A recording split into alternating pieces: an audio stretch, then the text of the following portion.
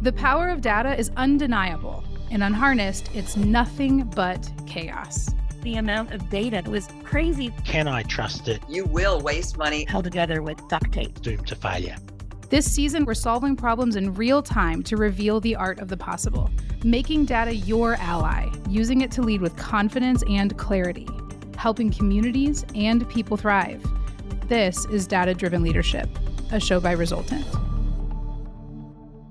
Hey guys, welcome back to another episode of Data-Driven Leadership.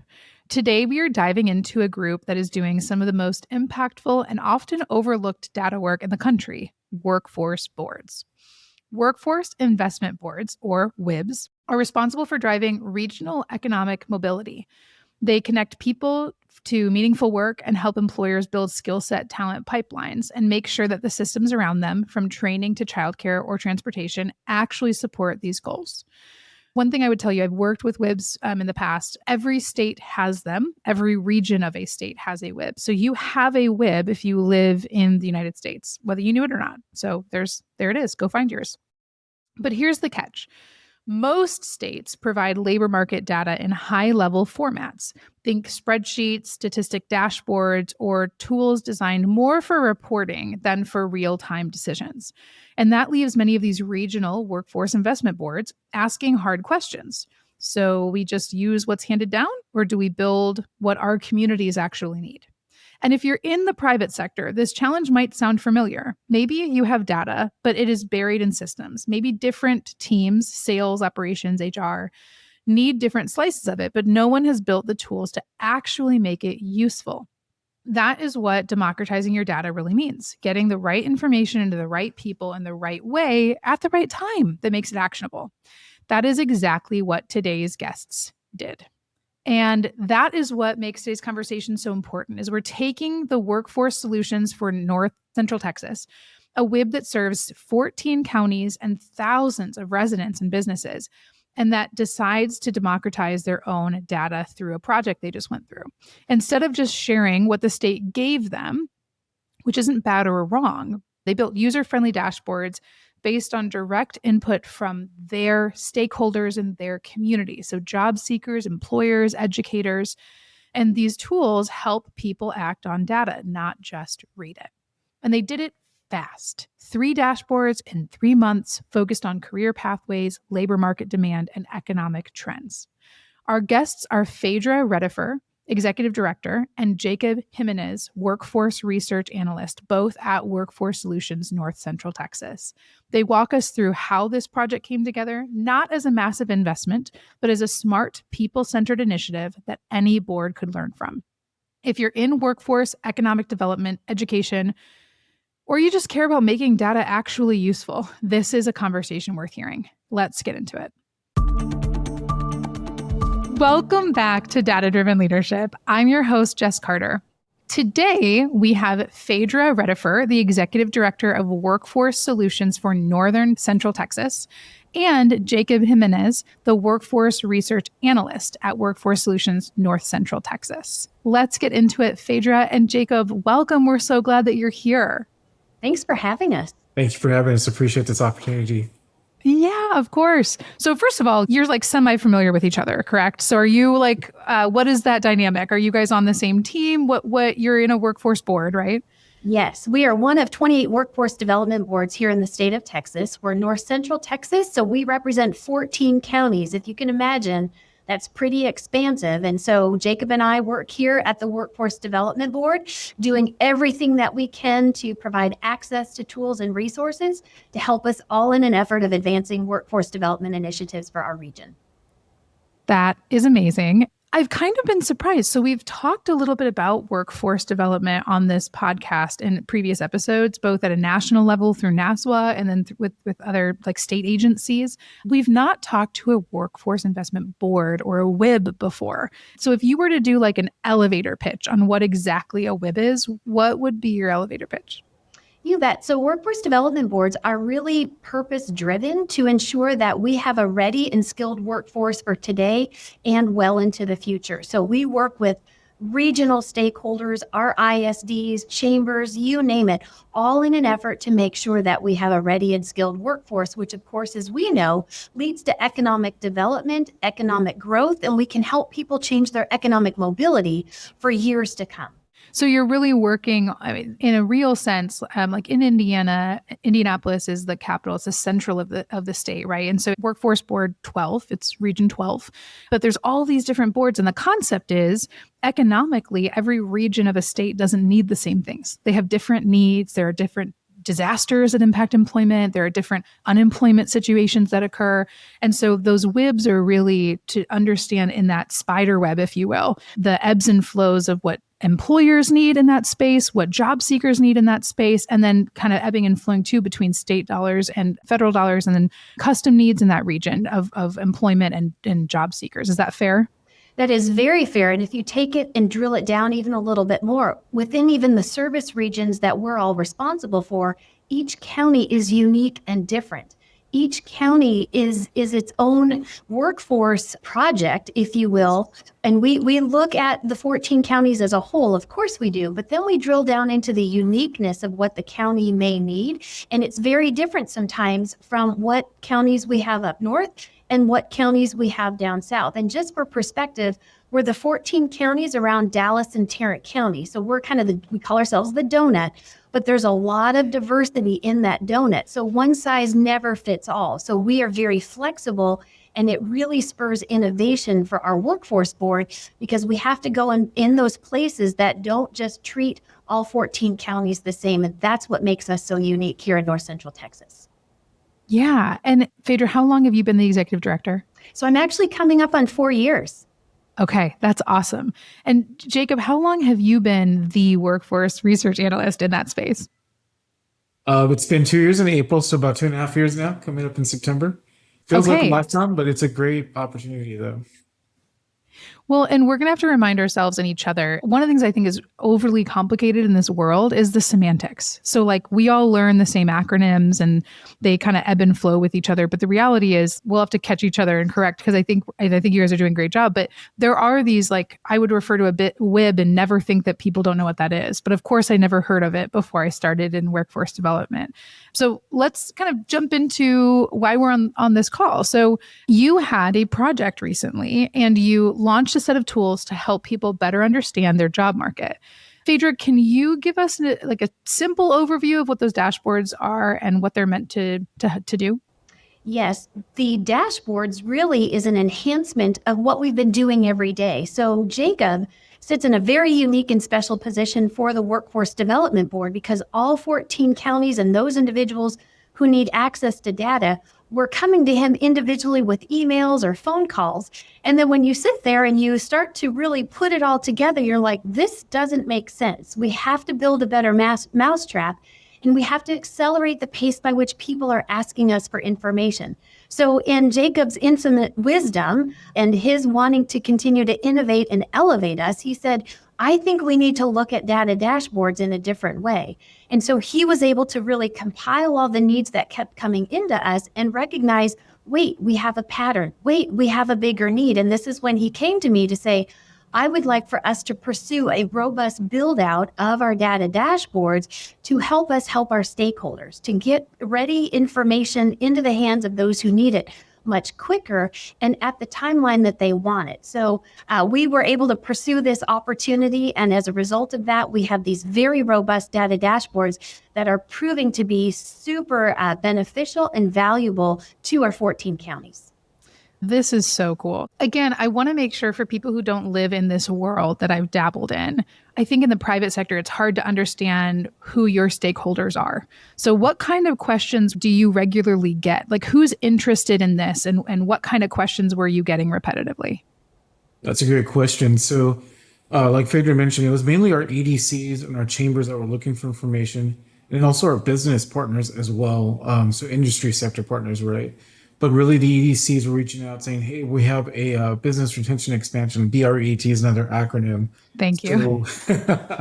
So how do we help them, right? So we have access to great data. They might not have access to data, but it's not just access, but it's understanding the impact of that data and what it means for landing a company, Do you have the ready workforce? There's all these ancillary questions that come with looking at a report. So really, when I started to think about this and I started seeing the patterns in our data requests coming from both EDCs and our business partners, they were really the same thing, just looking at it from different perspectives.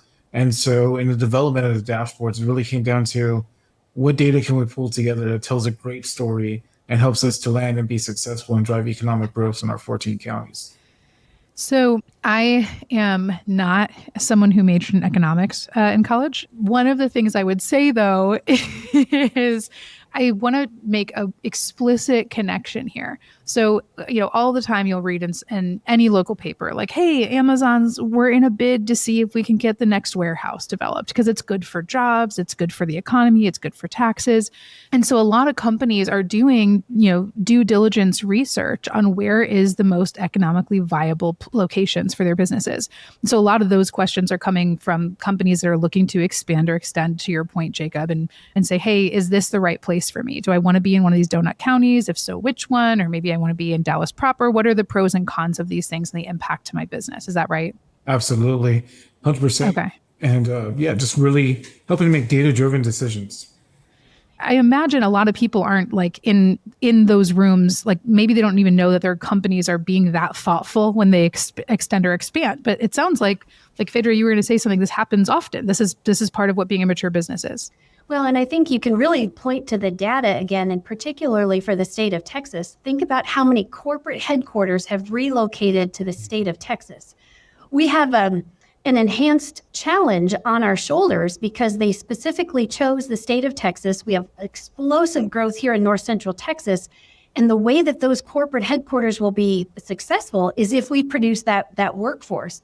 And so being able to make sure that we put ready resources into their hands as they're making these significant decisions that also bring a huge challenge to us here locally to deliver on why they want to relocate to the state of Texas, and particularly here in North Central Texas. And so it's hyper critical that they have access to all the information. I think we can all have the same thought that it's great to have access to data, but if it's not articulated in a way that you can use it or it is user friendly, then data is just data and sitting there stagnant.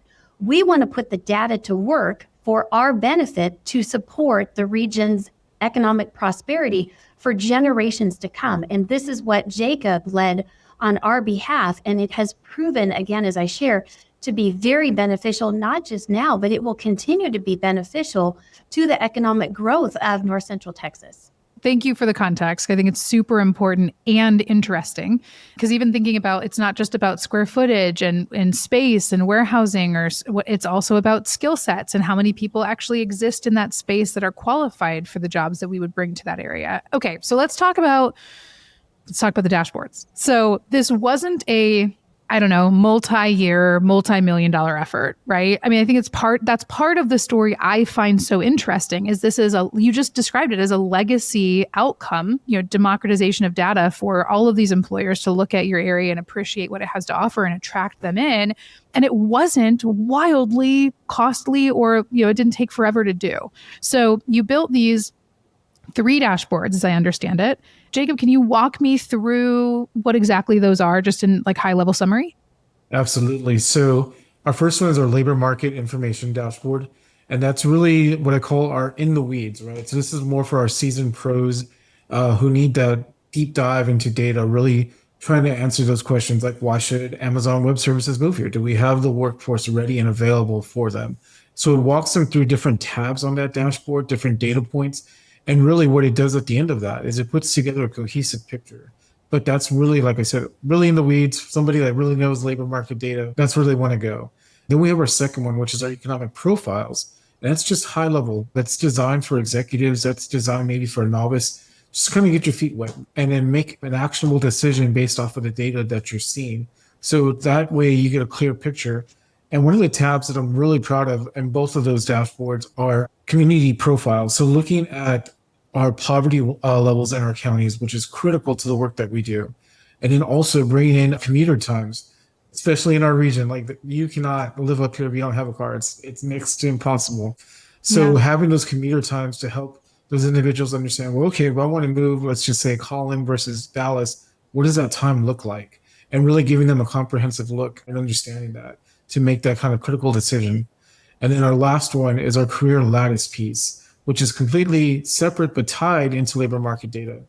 And it takes the career seeker into, if I'm starting, I'm going to use childcare as a great example because we know that that job is critical to our region. It doesn't pay well, but we need it. You can't have Right. workforce if you don't have childcare. Those two Right. go hand in hand. So we said, no, we need to understand if somebody starts off as a childcare worker, besides being a teacher, what other opportunities are available for them to grow in that capacity? So it's really starting them from the beginning job, from an entry level job to mid level, all the way to an advanced career, right? And then taking Yeah. those steps and saying, okay, what do wages look like across our 14 counties? And what opportunities, what counties are growing this occupation? What counties need these types of workers? But not only that, but then they can look at an Own It video. And also they can say, okay, what are my next steps? Do I need to go and get a bachelor's degree? Do I need an accreditation? What skill sets are in demand? Do I have those skill sets? So it's really robust and dynamic. And that careers lattice is meant not just for our career seekers, but also employers as well. They can go in there and say, hey, I need this. Is this on our list? And they can reach out to us and contact us and work with us on that. It sounds like there's dashboards that meet the needs of employers, of potential job seekers, of all of these stakeholders that are looking to your WIB for guidance. Is that fair? Absolutely. How'd you do it? So like, just a breezy question, but like walk us through what was the discovery process like? And did you include job seekers and employers and educate? Like what was this exercise? What did it take? Well, first, it took buy-in from Phedra, so I got to thank Phedra for that. It didn't happen in a vacuum. We don't work in a vacuum. We are very much driven by the community that we serve. We're servant leaders first and foremost. So listening to the needs of our community, and as we were developing this was really unique and really, really fun. We actually interviewed. We interviewed our community college partners. We interviewed some of our EDC partners. And we also, I think, we reached out to industry folks as well. So what that allowed us to do during real-time build-out of this was to pivot. If this wasn't working, we showcased not everything, but some facets that were important to them and said, hey, does this make sense? If not, why not? And how can we improve this before it's done? So we didn't wait till the finished product to go and review it and come back to it. We did it in real time. And I think having that accessibility and the understanding that this tool is not for us, it's for them, really made it dynamic. And that's what made this unique. Phedra, you have this like sort of executive view, and Jacob, you are like living in the data all day. Did it give you any feedback where you did have to pivot that surprised you? Yeah, I'll tell you a quick fun story about the career lattice piece. We were really toying with it. My team and I, Dana Buckhold, she's great. She's my counterpart to this. And we're like, what does that look like? And there was a community college president we interviewed with, and she's like, can you gamify this? And we're like, that makes a lot of sense. How do we gamify this? And I was like, I know what it means, but how do we put theory into practice? We started off with a car that was going to move. We were going to have the car move across like a Monopoly board type thing. And then we stepped back and we're like, this isn't gamifying. This is not working. We said, that's not going to work in this iteration. And so we kind of had to step back and rethink how this worked. And from that, though, we really said, well, let's make a ladder, a real true lattice of you. Not even a ladder, because sometimes it's a lateral move, not an upward move. And how does that work? So that's kind of where that thought process went, right? So we took gamification, starting with a little car, all the way to what does this look like if we go this way? So there was a lot of thought put into this because at the end of this all, it was always about the end user, right? We always kept that individual who was going to be using this product. What is their interaction with this going to be, and how are they going to interface with this? And that was always at the forefront of our thoughts as we progressed through this build. That is so cool. If there was an award I could grant you all during this award ceremony I've made up in my head, you would get one, because I think so many people, especially when they have Phedra, your vision, and Jacob, your data, it's so easy to think you already know what everyone else needs. And it's really easy to see those dollars in like a discovery phase or stakeholder engagement. It's usually expensive and it's lengthy and it's hard. It's really hard. And the fact that you did that work, you have a better end product, and your usage, I imagine, is like substantially more than it would have been if you just gave them what you thought they needed. So I realize everyone's heard about design thinking and empathy-led processes, but it sounds like you really were open and willing to walk through this with your stakeholders. And I do applaud, award granted. Very impressed with that leadership, because I think it's really easy to just get down, kind of down a channel of what you think. And I don't know, was that hard or was that fairly natural for you all? So what I would like to share is that we have to keep in mind this is a public workforce system. We've been operating it here at our board level for 30 years. And so we have to evolutionize how we work with this system that, in all intents and purposes, is slightly antiquated with its systems and kind of the traditional method of applying workforce development out in our region. And recognizing that I only have so many resources here at the board level to try to cover 14 counties, which is just over 10,000 square miles. We have to think about doing our work differently. And what we can't do is limit or scale back what we can give out to the region. In fact, we have to amplify what we do, but we have to do it in a much more efficient and effective way. So what we tend to do is we hire bright people such as Jacob. We have quite a few of them on my team who are willing to look at things differently, to find a workaround, and they know me well enough. I always ask what if and why not. And so they have license to innovate and ideate to be able to push on the public workforce system that is not really keeping pace with how our users want to engage with it. And so giving them, and particularly Jacob, the license to just go dream. What do we want to build that's different? Or how can we evolutionize what we're doing so we can be more effective? This is the space that we love to live in. And this is a space that our team just readily grabs onto. And we're seeing it paying dividends in our counties. I'll give you an example. I was in a meeting just the other day and I said, let me share about our data dashboards. And it was actually a very high-ranking individual in an economic development corporation. And she said, I use them all the time. Well, that was just music to my ears. That's exactly what it's intended to do, is to inform. And, when Jacob was talking about kind of the gamification of it, he's made it so interactive with Resultant's help that you can really maneuver and navigate through it to where it is highly interactive. You can drill down in other counties. You can look at the 14 counties as a whole. You can toggle between all the tabs and all the different data that you're trying to research and access, and even by years, and really get into the finite details where you can control what it is that you want to learn and how much of it you want to learn as well. And I think that's what makes these so unique and so useful, is that it is really truly designed with the end user in mind. And we have multiple users. So it's just for this group and nobody else gets to benefit. This, as I would also like to share, is that we do have some of our counties that may not be so readily supplied with resources to invest in these types of tools. And so it helps us spread the value add that we bring as a workforce development board. And in fact, in a meeting that I was in the other day, this individual, another economic development corporation, said, we're getting ready to hire a consultant to do workforce development, labor market information analysis. I said, stop, hold the fort. We have all this. And so I brought them to these dashboards that Jacob and team created. And I said, don't hire a consultant to do this because it's free to you, because this is our investment back into the region. Use those dollars to do other things that we can't do or you can't do. Don't duplicate efforts when we've already spent the money and made the investments for you in particular. And it was music to her ears.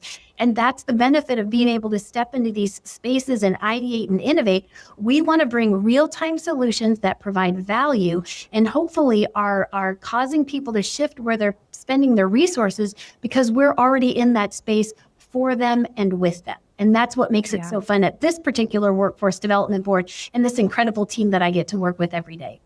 My gosh, Phedra, I'm excited with you. It's so cool. I mean, you just covered 7 other questions I had about the value proposition and the outcomes and the ways that it's meeting the needs of all these various different counties that are in the donut. And so maybe one of the other questions I have would be, and you kind of answered this too, just from a county level, but if there was another board or local government team that's sitting on a bunch of data and isn't sure how to start to make it useful, what advice would you give them? So I'll start, but I do want to pivot over to Jacob because he was really boots on the ground in lifting this whole project, not to mention all the engagement that he had in outdoor region. But I would just challenge everyone, don't sit on data.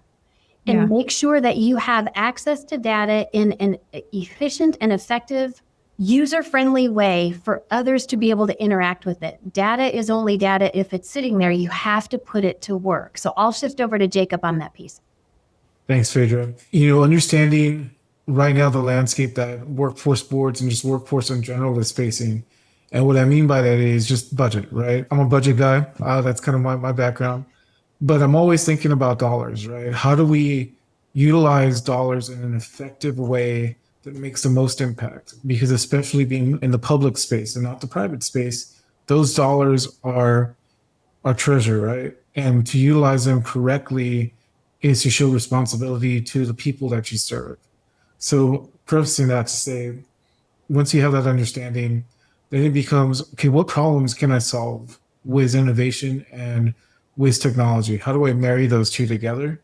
And really having a comprehensive understanding of those problems that you can tackle quickly and efficiently. And then having a team around you and a visionary leader to say, yes, let's go for it. The door's open.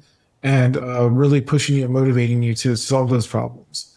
And having those champions in your team to help you create dashboards like this and other visionary projects. Because really, as Phedra said earlier, right, the public space can be kind of staid. It can be stuck. It can be not forward-looking at times.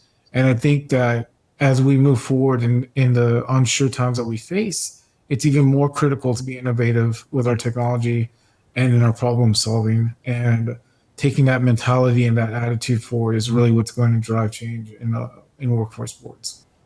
Yeah, I so appreciate you all sharing this today, because I think everyone has data projects right now. Everyone's trying to figure out how to manage and govern their data. Everyone needs an enterprise data warehouse and a dashboard and whatever. And I think there's been these really interesting conversations about what are you doing with it? What are the real outcomes? And you guys are in this really fascinating space where your job is to democratize it and allow others to make decisions based off of it. So you're using it, but your maybe more purposeful mission is to make it available in a meaningful way. It's what Phedra said, in a useful way that people can see it, leverage it, and make decisions.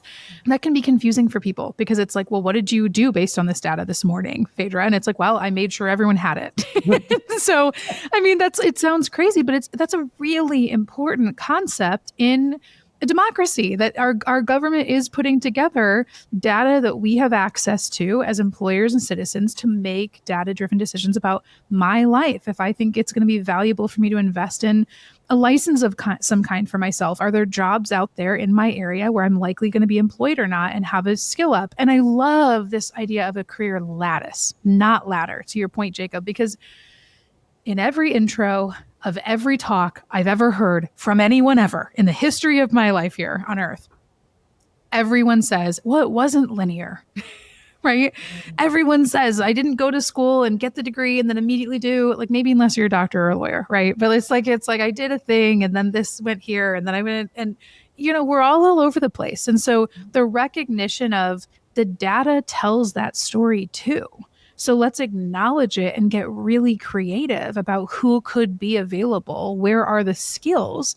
Not necessarily just the employees, but where do people with those skill sets live that we could access as an employer in that space who might be interested? So I'm just, high five. I'm so excited. While we wrap up, is there anything we have not talked about that you guys want to make sure we cover? Well, I would just end in saying that there's no better time to be in workforce development than right now. All eyes are on us. We are transparent and we are investing state and federal dollars for optimal and maximum use in our region. And so this is the space that we love to live in, is because we want to scale something up and we want to scale it out. We want everybody to benefit. And to your point regarding the career lattice, things are so different than they used to be. We don't have to have everybody have a bachelor's degree or a 4-year college education or whatever that may be.